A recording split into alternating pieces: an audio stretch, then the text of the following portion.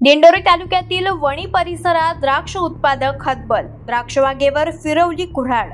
दिंडोरी तालुक्यातील वणी येथील द्राक्ष उत्पादक माधव बागुल यांनी आज शासनाचा नाकर्तेपणाचा ध्यास घेऊन हाताच्या फोडासारखी तयार केलेली द्राक्ष बाग ही आता हातात कुऱ्हाड घेऊन तोडण्याची वेळ आलेली आहे। गट नंबर 419 मधील ही द्राक्ष बाग उभी करण्यासाठी लाखो रुपयांचा खर्च त्यांनी केला होता, परंतु यावर्षी जोरदार झालेल्या पावसानं द्राक्ष बाग फेल गेल्यानं तलाठी यांच्याकडे वारंवार फेऱ्या घालून सुद्धा त्यांनी पंचनामा न केल्यानं आज द्राक्ष बाग तोडण्याची वेळ द्राक्ष उत्पादक माधव बागुल या शेतकऱ्यावरती आली आहे।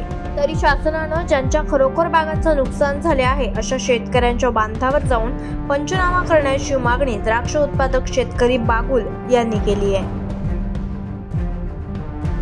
नाव माधव कृष्णा बागुल, कसबे वणी, तालुका दिंडोरी, जिल्हा नाशिक।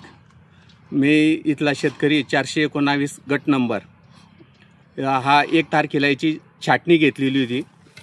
सदर्व माल बऱ्यापैकी दिसत होता, पण पावसामुळं पूर्ण म्हणजे होताचं नसतं झालं रान। तर मग आता ठेवायचं कशासाठी, पुढचा खर्च एवढा जर करायचा आहे बाकीचा, तर ठेवायचं कशासाठी म्हणून हातात कोयता घेऊन रान तोडण्याची वेळ आली। त्यानंतर तलाट्याने सदर्व उडवाउडीची उत्तरं दिले।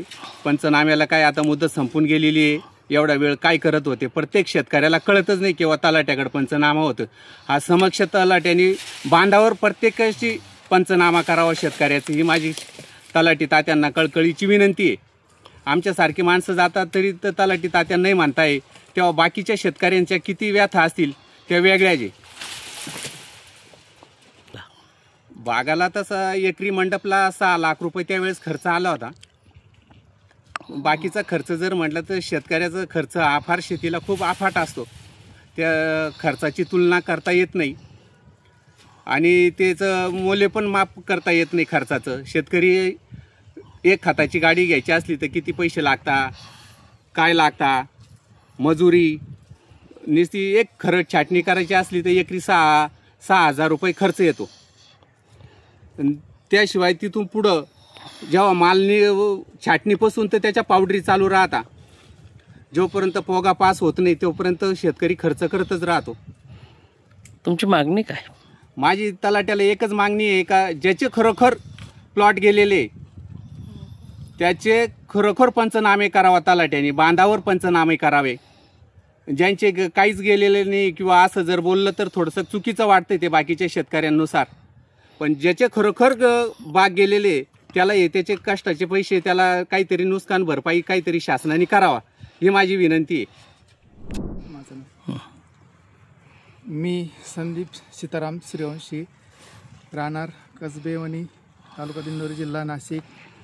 आम्ही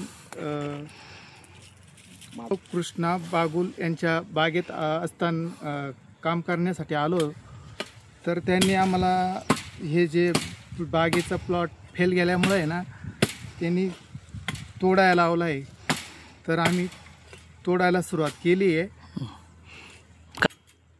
कारण